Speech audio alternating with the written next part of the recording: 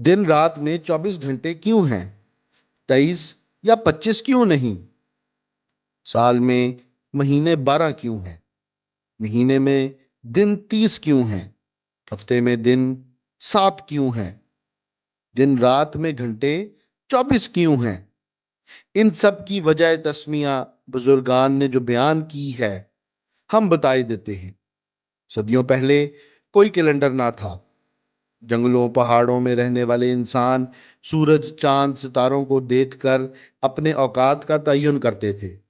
लंबे सफर हमेशा रात को सितारों की मदद से रास्ते का तयन करके होते थे। दिन को भटकने का इम्कान ज्यादा होता था। चांद अपना साइकिल तकरीबन 30 दिन में मुकम्मल करता है, जहां से महीने के 30 दिनों का आगाज हुआ। सूरज जिस मुकाम पे आज है, ठीक 12 माह बाद उसी पोजीशन पे होगा, और मौसम भी यही होगा।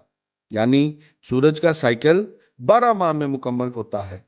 दिन रात को 8 हिस्सों यानी 8 पहरों में तकसीम किया जाता है।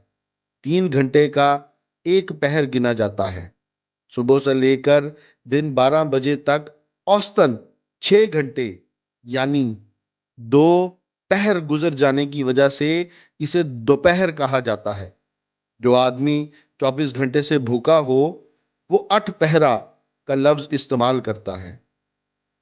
हफ्ते के 7 दिनों के बारे में रूहानी स्कॉलर्स का कहना है, खुदा को 7 का अदद शुरू से बहुत पसंद है।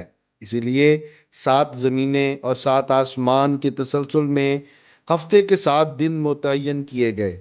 जबकि एंथ्रोपोलॉजिस्ट का मौकफ है कि पुराने वक्तों में जंगली इंसान 7 आसमानी बॉडीज की पूजा करते थे और यकीन रखते थे कि ये सातों इंसानी जिंदगियों और तकदीरों पर असरअंदाज होती हैं।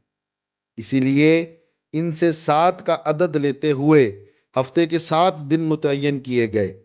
वो 7 बॉडीज ये हैं: सूरज, चांद, अतारिद, जोहरा, मरीख, मुश्तरी, जहल।